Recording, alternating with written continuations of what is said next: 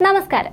മലയാള television അവതരണ രംഗത്ത് തന്റേതായ വ്യക്തിമുദ്ര പതിപ്പിച്ച പ്രമുഖ വ്യക്തിത്വമാണ് രഞ്ജിനിയുടേത്. അവതാരക, മോഡൽ, നടി എന്നീ നിലകളിലെല്ലാം അവർ ശ്രദ്ധിക്കപ്പെട്ടിട്ടുണ്ട്.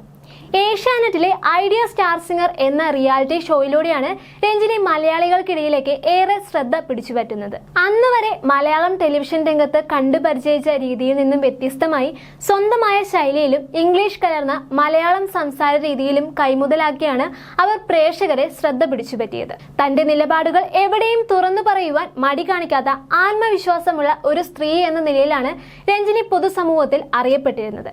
പലപ്പോഴും തന്റെ നിലപാടുകളുടെ പേരിൽ വിമർശനങ്ങൾ നേരിടേണ്ടിയും വന്നിട്ടുണ്ട്. അതിനെയെല്ലാം പുഞ്ചിരിയോടെ നേരിടുവാനും സ്വന്തം വ്യക്തിത്വത്തിൽ ഉറച്ചു നിൽക്കുവാനും അവർക്ക് സാധിച്ചിട്ടുമുണ്ട്. ടെലിവിഷൻ പരിപാടികൾക്ക് പുറമെ നിരവധി സിനിമകളിലും രഞ്ജിനി വേഷമിട്ടിട്ടുണ്ട്. ഫാഷൻ ലോകത്തും സജീവ സാന്നിധ്യമാണ് അവർ. ആങ്കറിംഗ് രംഗത്ത് വർഷങ്ങളായി നിറസാന്നിധ്യമായ രഞ്ജിനി ഹരിദാസ് തന്റെ യൂട്യൂബ് ചാനലിലൂടെ തന്റെ ജീവിതാനുഭവങ്ങളും കരിയറിൽ നേരിടേണ്ടി വന്ന കൈപ്പേറിയ അനുഭവങ്ങളും പങ്കുവച്ചിരിക്കുകയാണ് ഇപ്പോൾ. വിനോദ മേഖലയിലെ പ്രമുഖരിൽ നിന്ന് തനിക്ക് നേരിടേണ്ടി വന്ന വളരെ മോശമായ സമീപനങ്ങളെ കുറിച്ചാണ് രഞ്ജിനി തുറന്നു പറഞ്ഞിരിക്കുന്നത്. പേരുകൾ വെളിപ്പെടുത്തിയിട്ടില്ലെങ്കിലും അത്തരം അനുഭവങ്ങൾ തുറന്നു പറയുവാൻ രഞ്ജിനി കാണിച്ച ധൈര്യം ശ്രദ്ധേയമാണ്. ഒരിക്കൽ സംഗീത രംഗത്ത് വളരെ പ്രശസ്തനായ ഒരു രഞ്ജിനിയെ സമീപിച്ചു. വളരെ അശ്ലീലമായ രീതിയിൽ തന്നോടൊപ്പം കിടക്കുവാൻ താല്പര്യമുണ്ടോ എന്ന് അയാൾ ചോദിച്ചു. എന്നാൽ രഞ്ജിനി ഇത് ശക്തമായി തന്നെ നിരസിച്ചു. തനിക്ക് താല്പര്യമില്ലെന്ന് അപ്പോൾ തന്നെ അയാൾക്ക് മറുപടി നൽകുകയും ചെയ്തു. എന്നാൽ താൻ മുട്ടാവുന്ന എല്ലാ വാതിലുകളിലും മുട്ടുമെന്നും അത് ഏത് വാതിൽ തുറന്നാലും തനിക്ക് കുഴപ്പമില്ലെന്നുമായിരുന്നു അയാളുടെ പ്രതികരണം. ഇതിന് രഞ്ജിനി നൽകിയ മറുപടി വളരെ കൃത്യതയായിരുന്നു. ഒരാളുടെ അനുവാദത്തോടെ എന്തു വേണമെങ്കിലും ചെയ്യാം, എന്നാൽ തന്റെ കാര്യത്തിൽ ഇത്തരം അനാവശ്യമായ സമീപനങ്ങൾ വെച്ച് പൊറപ്പിക്കില്ല എന്ന് രഞ്ജിനി വ്യക്തമാക്കിയിട്ടുണ്ട്. താല്പര്യമില്ലാത്തവർക്ക് പോകാമെന്നും ഉള്ളവർ മാത്രം കൂടെ നിന്നാൽ മതിയെന്നുമായിരുന്നു ഇതിനെക്കുറിച്ച് രഞ്ജിനി അന്ന് പ്രതികരിച്ചത്. മോഡൽ കോർഡിനേറ്റർമാർ അല്ലെങ്കിൽ ഷോ കോർഡിനേറ്റർമാർ എന്ന് പറയുന്നവരുടെ ഭാഗത്തു നിന്നും മോശമായ സമീപനം ഉണ്ടായതിനെക്കുറിച്ചും രഞ്ജിനി പറയുന്നുണ്ട്. ഒരു കോർഡിനേറ്റർ രഞ്ജിനിയെ വിളിച്ച് ഉദ്ഘാടന പരിപാടികളിലേക്ക് ക്ഷണിക്കുകയുണ്ടായി. ചോദിക്കുന്ന തുക നൽകാമെന്ന് ഉറപ്പു നൽകുകയും ചെയ്തു. ഇതിനൊപ്പം തന്നെ മറ്റു ചില ഉപാധികളും അയാൾ മുന്നോട്ട് വെച്ചു. രഞ്ജിനി ഇത് ആദ്യം തന്നെ നിരസിക്കുകയായിരുന്നു. തന്റെ വർക്കിന് ഇത്തരം ഉപാധികൾ ഒട്ടും യോജിച്ചതല്ലെന്ന് രഞ്ജിനി തീർത്തു പറഞ്ഞു. എന്നാൽ പലപ്പോഴും ഇത്തരക്കാർ മറ്റ് ആർട്ടിസ്റ്റുകളെ ഇങ്ങനെയുള്ള കാര്യങ്ങൾക്കായി നിർബന്ധിക്കാറുണ്ട്. ആർട്ടിസ്റ്റുകൾക്ക് അവസരം കൊടുക്കുന്നതിന് പകരം ഇത്തരം മോശം കാര്യങ്ങൾ ആവശ്യപ്പെടുന്നത് സങ്കടകരമായ കാര്യമാണെന്നും രഞ്ജിനി കൂട്ടിച്ചേർക്കുന്നുണ്ട്. ഇപ്പോഴും നമ്മൾ ജീവിക്കുന്നത് ഇത്തരം കോർഡിനേറ്റർമാർ ഉള്ള നാട്ടിലാണെന്നും രഞ്ജിനി ഓർമ്മിപ്പിക്കുന്നുണ്ട്. നന്നായി അറിയാവുന്ന ഒരു നടന്റെ ഭാഗത്തു നിന്നും മോശമായ പെരുമാറ്റം ഉണ്ടായതിനെക്കുറിച്ചും രഞ്ജിനി വെളിപ്പെടുത്തിയിട്ടുണ്ട്.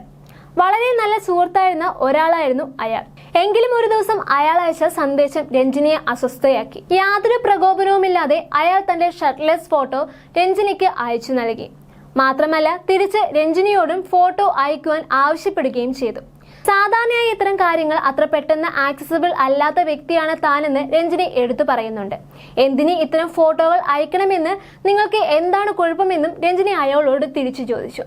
സുഹൃത്താണെന്ന് കരുതി അയാൾ തന്നെ ഇത്തരത്തിൽ സമീപിച്ചത് രഞ്ജിനിയെ അസ്വസ്ഥയാക്കിയിരുന്നു. തന്റെ കരിയറിൽ ഉടനീളം താൻ ഇത്തരം പ്രതിസന്ധികൾ നേരിട്ടിട്ടുണ്ടെന്നും അതെല്ലാം ധൈര്യത്തോടെ തന്നെ നേരിട്ടുവെന്നും രഞ്ജിനി പറയുന്നുണ്ട്. സിനിമയിലും മറ്റ് വിനോദ മേഖലകളിലും ഇത്തരം മോശം പ്രവണതകൾ ഇനിയും നിലനിൽക്കുന്നുണ്ട്. ഇത് മാറ്റിയെടുക്കണമെങ്കിൽ ഇത്തരത്തിലുള്ള വെളിപ്പെടുത്തലുകൾ അനിവാര്യമാണ്. ഒരാൾ ചോദിക്കുമ്പോൾ നോ എന്ന് പറയാനുള്ള ധൈര്യം കാണിക്കുക എന്നത് വളരെ അത്യാവശ്യമാണ്. ആർട്ടിസ്റ്റുകളെ കൊണ്ട് മോശം കാര്യങ്ങൾ ചെയ്യിക്കാൻ നിർബന്ധിക്കുന്ന കോർഡിനേറ്റർമാരും അധികാരവും സ്വാധീനവും ഉപയോഗിച്ച് ഇത്തരം കാര്യങ്ങൾ ചെയ്യുവാൻ ശ്രമിക്കുന്ന പ്രമുഖരും നമ്മുടെ സമൂഹത്തിൽ ഒരു യാഥാർത്ഥ്യമാണ്. ഇതിനെതിരെ പ്രതികരിക്കുക എന്നതാണ് ഏറ്റവും വലിയ പോരാട്ടം. തന്റെ നിലപാടുകളിൽ ഉറച്ചു നിൽക്കുന്ന വ്യക്തിത്വമാണ് താനെന്നും ആരുടെയും സമ്മർദ്ദത്തിന് വഴങ്ങുവാൻ താൻ തയ്യാറല്ലെന്നും രഞ്ജിനി ആവർത്തിക്കുന്നുണ്ട്.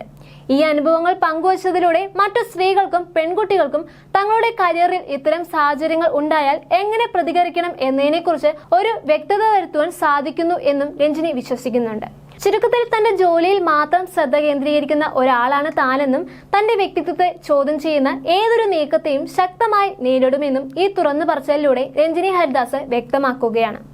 വിനോദ മേഖലയിൽ പ്രവർത്തിക്കുന്ന ആർട്ടിസ്റ്റുകൾക്ക് സ്വന്തം അന്തസ്സ് നിലനിർത്തുവാൻ എത്രത്തോളം പ്രധാനമാണെന്ന് കൂടി രഞ്ജിനിയുടെ ഈ വെളിപ്പെടുത്തലുകൾ നമ്മോട് തുറന്നു പറയുന്നുണ്ട്.